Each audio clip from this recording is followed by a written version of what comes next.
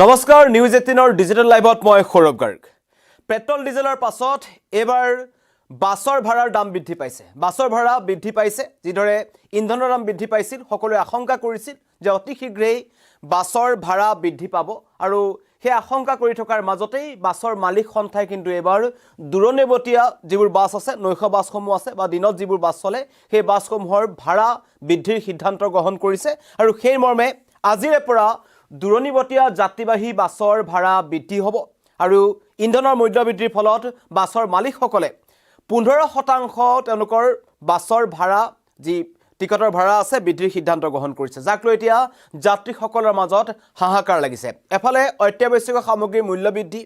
আনফালে ইন্ধনৰ মূল্য বৃদ্ধি অভাৱনীয় মূল্য বৃদ্ধি আসলতে আৰু তাৰ মাজতে এতিয়া যিসকলে উজনি অসমলৈ যাব বিচাৰে বা নামনি অসমলৈ যাব বিচাৰে যিসকলে নৈশ বাছত তেওঁলোকে যাত্ৰা কৰিব লগা হয় তেওঁলোকে এতিয়া 15% অতিৰিক্ত তেওঁলোকে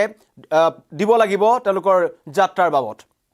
যাক লৈ এতিয়া যাত্ৰীক মাধমাৰ খুধাই পুনৰবাৰ এবাৰ বাছৰ ভাড়া বৃদ্ধিৰ ফলত যাত্ৰীসকলৰ মাজত হাহাকাৰ অৱস্থা হৈছে কালি নিশাই আমি এইবোৰ দৃশ্যাংশ গ্ৰহণ কৰিছিলোঁ য'ত খানাপাৰাত সচৰাচৰ দেখা পোৱা যায় তিনিচুকীয়া ডিব্ৰুগড় গোলাঘাট ধেমাজি তিনিচুকীয়া মাৰ্ঘেৰিটা এই অঞ্চলসমূহলৈ যোৱা যিবোৰ নৈশ বাছ আছে এই বাছসমূহত থকা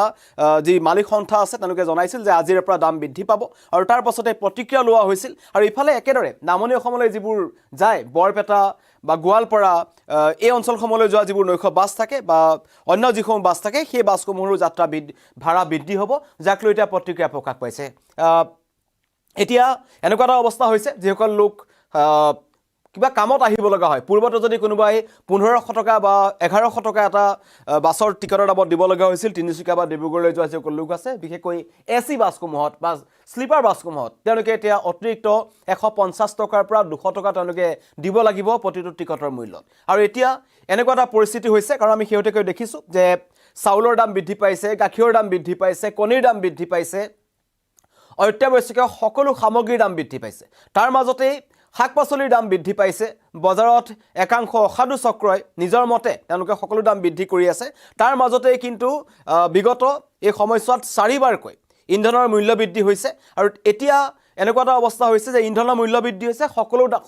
সামগ্ৰীৰ দাম বৃদ্ধি হ'ব আৰু ইন্ধনৰ মূল্য বৃদ্ধি হোৱাৰ লগে লগে যিসকল বাছ চালকসকল আছে বা অন্য যিসমূহ গাড়ী ভাড়া গাড়ীসমূহ আছে তেওঁলোকৰ ফালৰ পৰা প্ৰতিক্ৰিয়া প্ৰকাশ কৰিছিল যে এতিয়া ভাড়া বৃদ্ধি কৰিব লাগিব নহ'লে তেওঁলোকে এই ব্যৱসায় চলাই নিব নোৱাৰে আৰু তেনে এটা আশংকা চলি থকাৰ মাজতেই এবাৰ কিন্তু দূৰণিবতীয়া যাত্ৰীবাহী বাছৰ ভাড়া বৃদ্ধি কৰা হৈছে আৰু আজিৰে পৰাই এই দূৰণিবতীয়া যাত্ৰী বাছৰ ভাড়া বৃদ্ধিৰ সিদ্ধান্ত গ্ৰহণ কৰা হৈছে ইতিমধ্যে এটা টিকেটত 150 পৰা 200 টকা পৰ্যন্ত বৃদ্ধি কৰা হ'ব আৰু বাছৰ ভাড়া বৃদ্ধিক লৈ এতিয়া সাধাৰণ যিসকল যাত্ৰী আছে তেওঁলোক কিন্তু বিপাঙত পৰিছে আৰু ইতিমধ্যে বাছৰ মালিক সন্থাই এই কথা জানিবলৈ দিছে আৰু তেওঁলোকে এটা কথা জনাইছে যে ইন্ধনৰ দাম বৃদ্ধিৰ বাবে তেওঁলোকে বাছৰ ভাড়া বৃদ্ধি কৰিছে টোল গেটসমূহ আছে টোল গেটত তেওঁলোকে টোল টেক্স দিব লাগে আৰু এনেকৈ টোল টেক্স দি বা অধিক দৰত তেওঁলোকে তেল ভৰাই তেওঁলোকে পূৰ্বৰ যি টিকটৰ যি নিৰিখ আছিল বা দাম আছিল সেই দামত কিন্তু তেওঁলোকে এতিয়া আৰু সেই বাছসমূহ চলাব নোৱাৰে আৰু যথেষ্ট খৰচ তেওঁলোকে কৰিব লাগে মেইনটেইন কৰিব লাগে বাছসমূহ আৰু সেই কাৰণে পূৰ্বৰ দৰত তেওঁলোকে এতিয়া বাছ চলাব নোৱাৰে পূৰ্বৰ যি ভাড়া আছিল টিকটৰ মূল্য আছিল সেই মূল্য বৃদ্ধি কৰি দিয়া হৈছে এই দৃশ্যাংশ আমি দেখুৱাই আছোঁ খানাপাৰাৰ দৃশ্য এইবোৰ বাছ সদায় আমি দেখা পাওঁ যে খানাপাৰাত উজনি অসমলৈ যায় ডিব্ৰুগড় তিনিচুকীয়া গোলাঘাট যোৰহাট তিতাবৰ নাজিৰা ধেমাজি মাজুলী সকলোলৈ যোৱা যিবোৰ বাছ আছে সকলো বাছৰ দাম বৃদ্ধি কৰা হৈছে টিকটৰ দাম বৃদ্ধি কৰা হৈছে আৰু বিশেষকৈ নামনি অসমতো একেই অৱস্থা যিবোৰ জালুকবাৰীৰ ফালৰ পৰা যা বা আদাবাৰীৰ ফালৰ পৰা যিবোৰ বাছ যায় তাতো তেওঁলোকে বৃদ্ধি কৰাৰ সিদ্ধান্ত গ্ৰহণ কৰিছে আৰু এই সিদ্ধান্তৰ পাছতে এতিয়া যিসকল যাত্ৰী আছে তেওঁলোকৰ প্ৰতিক্ৰিয়া আমি ল'বলৈ চেষ্টা কৰিছিলোঁ তেওঁলোকৰ প্ৰতিক্ৰিয়া আহিছে আমি শুনাব বিচাৰিছোঁ গুৱাহাটীলৈ আহিছোঁ চিকিৎসাৰ কাৰণে ইয়াত আহি পেলাই মানে এতিয়া বাছৰ ভাড়া ভৰি মানে চিকিৎসাই কৰিম একেবাৰে বিমু আৰু আমাৰ মাজুলীলৈকে আপোনাৰ একেবাৰে আমি বনগাঁৱলৈকে যাওঁ তালৈকে আপোনাৰ 800 আগতে কিমান টকা আছিল আগতে আপোনাৰ 750 হয় আপোনাৰ ফালে 50 টকা বাঢ়িছে হয় লখিমপুৰ হৈ যায় হয় লখিমপুৰ হৈ যাওঁ কেনেকুৱা ধৰণে এই যাত্ৰীৰ সংখ্যাও কমিছে আজি একেবাৰে আজি মানুহ নাই আমাৰ গাড়ীৰ সংখ্যাও কমিছে কাৰণ যাত্ৰী নাই কাৰণে গাড়ীটো কমিবই সেইকাৰণে কিহৰ কাৰণে তেলৰ দাম বৃদ্ধিৰ কাৰণে তেলৰ দাম বৃদ্ধিৰ কাৰণে আপোনাৰ গাড়ীও কমিছে যাত্ৰীৰ সংখ্যাও কমিছে 9জন যাত্ৰী আছে মাত্ৰ নতুন যাত্ৰীলৈ মাজুলীলৈকে যাত্ৰা কৰিব যাব লাগিব হয় সুবিধা হয় অসুবিধাটো হ'ব তেলৰ দামো বাঢ়িছে হয় আগতে আমি মানে কি হৈছে এনেই হেৰিত গ'লে 650 লয় এতিয়া 700 হৈ গ'ল শ্লিপাৰত আৰু বেছি হয় 850কৈ লয় হয় আগতে এতিয়া চিটত বহি গৈছে কাৰণে কম দাম আৰু শ্লিপাৰত গ'লে দামটো বৃদ্ধি হয় বেছি হয় কিন্তু এতিয়া চিটতো দামটো বেছি হৈছে আগতকৈ আৰু হেৰিটো হৈছে মানে শ্লিপাৰটো বেছি হৈছে যথেষ্ট হয় অসুবিধা আগতে 120 মান লয় এতিয়া 150 লয় চৰকাৰে 20-30 টকা অলপ দূৰণিবতীয়া হ'লে অলপ অসুবিধা হয় তেতিয়া অলপ অসুবিধা হয় আৰু ধৰক তেলৰ দাম বাঢ়িছে হয়তো অলপ 2-1 টকা বঢ়াবও পাৰে ইয়াতে এইটো উপায় নাই আৰু আমি জাৰ্ণি কৰিবই লাগিব ভাড়া বাঢ়িলে অসুবিধাও হয় অসুবিধাটো এইটো নেচাৰেলি আমিতো চাকৰি কৰিছোঁ যেনিবা আমাৰ একো অসুবিধা বিশেষ নহ'বও পাৰে কিন্তু জেনেৰেল মানুহৰ বা মেডিকেলত অহা মানুহৰ অসুবিধা আজিলে প্ৰায় সংখ্যক মানুহ মেডিকেলৰ কামতে আহে ডেফিনেটলি মেডিকেলৰ কাৰণে আৰু আমি অৰুণাচলত চাকৰি কৰাবিলাকে হয়তো ঘৰত আহিবই লাগে মাহত 2-3বাৰ ঘৰৰ মানুহ থাকে গতিকে অসুবিধা এটা হয় আৰু বাছৰ ভাড়াৰ যি সম্ভাৱনা আছে বা বাছৰ ভাড়া বৃদ্ধি হ'ব বুলি যি কথা কোৱা হৈছে যদিহে বৃদ্ধি হয় তেন্তে কিন্তু সাধাৰণ যাত্ৰীসকলৰ মাজত হাহাকাৰ লাগিব কাৰণ ইতিমধ্যে আপোনালোকে মন্তব্য শুনিছে যে চিকিৎসাৰ বাবে বহু লোক ইয়ালৈ আহিব লগা হয় বা বহুতে চাকৰি সূত্ৰে ইয়াৰ পৰা আহিব লগা হয় তেনে লোকসকল কিন্তু বিপদত পৰিব আৰু বিশেষকৈ যিসকল ছাত্ৰ ছাত্ৰী আছে যিসকল উজনি অসমৰ পৰা আহি ইয়াত থাকে বা নামনি অসমৰ পৰা আহি গুৱাহাটীত থাকে তেওঁলোকে অহা যোৱা কৰাৰ ক্ষেত্ৰত তেওঁলোকে অসুবিধাৰ সন্মুখীন হ'ব আৰু ইতিমধ্যেই এতিয়া সকলো সামগ্ৰীৰ আচলতে মূল্য বৃদ্ধি পাইছে অত্যাৱশ্যকীয় সামগ্ৰীৰ মূল্য বৃদ্ধি পাইছে তেনে ক্ষেত্ৰত ইন্ধনৰ যদি দাম বৃদ্ধি হয় ইতিমধ্যেই মুখ্যমন্ত্ৰীয়ে বিধানসভাত এটা কথা উল্লেখ কৰিছিল যে এইটো এটা সাময়িক প্ৰক্ৰিয়া যুদ্ধ হৈ আছে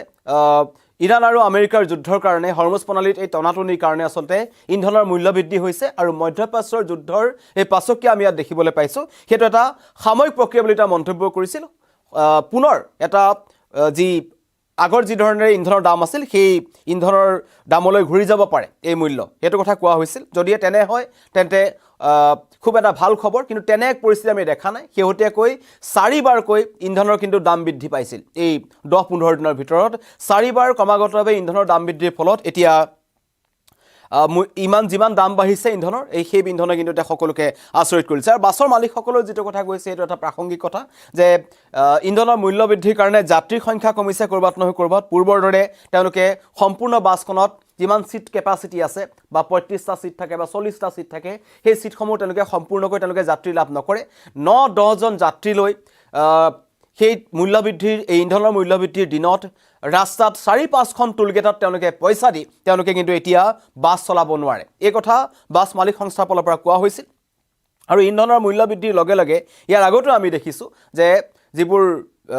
কমাৰ্চিয়েল যিবোৰ গাড়ী আছে বা যিবোৰ যাত্ৰীবাহী বাছসমূহ আছে তেওঁলোকে মূল্য বৃদ্ধি কৰে তেওঁলোকৰ বাছৰ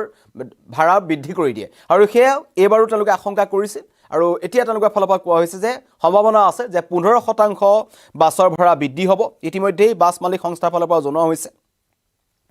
আৰু উজনি আৰু গুৱাহাটীৰ মাজত চলাচল কৰা বাছৰ ভাড়া কিন্তু ইতিমধ্যেই কিছু ক্ষেত্ৰত কিছুমান বাছে আচলতে বৃদ্ধি কৰিছে কালি তাৰে আমি প্ৰতিক্ৰিয়া আপোনালোকক শুনালোঁ আৰু আজিৰে পৰা দূৰণিবতীয়া যি যাত্ৰীবাহী বাছসমূহ আছে ভাড়া বৃদ্ধিৰ সম্ভাৱনা আছে ইতিমধ্যেই বাছৰ যি মালিক সংস্থা আছে তেওঁলোকে জনাইছে 150ৰ পৰা 200 টকালৈকে কিন্তু তেওঁলোকে এটা